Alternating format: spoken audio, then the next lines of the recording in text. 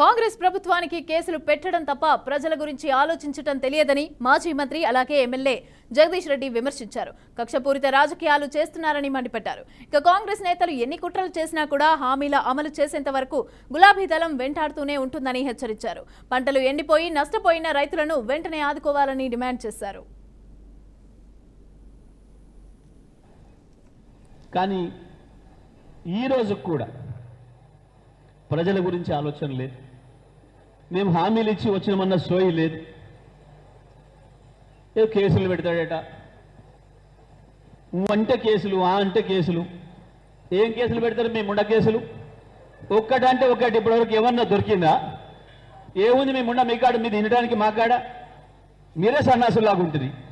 మీ బోళ్ళు మేము వినడానికి మాకేం అక్కడేసేది ఏముంది? అలా పనికి మళ్ళీ ముచ్చట్లు ఎవడని వచ్చి చెప్పినవాడు లేడు.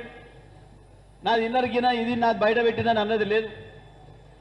ఇంటి ఎన్ని దొరుకున్నాం మీ నిజంగానే ఇంటి ఎన్ని దొరుకున్నాం మీ లంగ పనులు. కేసీఆర్ మీద వీలైనంత కక్ష తీర్చుకుందాం రాసి రాసి చెప్పి అని ఉన్నాయి లేని ఆడు మాట్లాడినవి కూడా రాసి సంతోషపడుతున్నారు. పడనేయండి, ఏం కాదు. కేసీఆర్ లక్ష చూసి వచ్చిండు. ఇక ఇప్పుడు మొదలవుతుంది మిమ్మల్ని ఆట ఆడిచ్చే పని. బీఆర్ఎస్ పార్టీకి నిన్న నుంచే ప్రారంభం చేసింది. కేసీఆర్ బయటకు వెళ్ళిండు, ఇప్పుడు మొదలవుతుంది. అయిందానికి కాందానికి తగుదనమ్మా అని చెప్పి ఉరుకురికి ఎగిరిపోయాడు వెంకటరెడ్డి. పత్తలేడు 10 రోజుల నుంచి. అంతకుముందు 100 రోజులు రోజు పేపర్లు కనబడేది ఏదో ఒకటి వచ్చింది మాట్లాడి. ఈ మధ్యన ఇంగ్లీష్ కూడా నేర్చుకుంటూ మాట్లాడుతున్నాడు. రేవంత్ మాట్లాడతాడా, నేను మాట్లాడలేనా అని.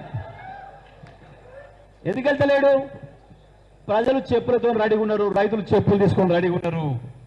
ఏ చెప్పుతోనైతే కొట్టమన్నవా నువ్వు, ఆ చెప్పులు తీసుకొని ప్రజలు రెడీగా ఉన్నారు. ఇవాళ లక్షలాది మంది ఆ భయంతోనే బయటకు వెళ్తలేడు.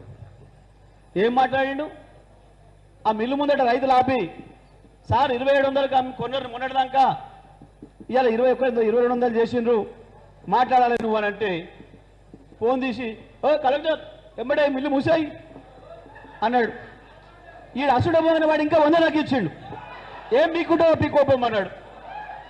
సప్పుడు లేదు. ఎందుకు లేదనుకుంటున్నారు? దొంగలు వీళ్ళే ధరలు తగ్గేయమని చెప్పింది. ఎందుకంటే ఒక్కొక్క మిల్లుని కాడ 2 కోట్లు 3 కోట్లు దెబ్బలు.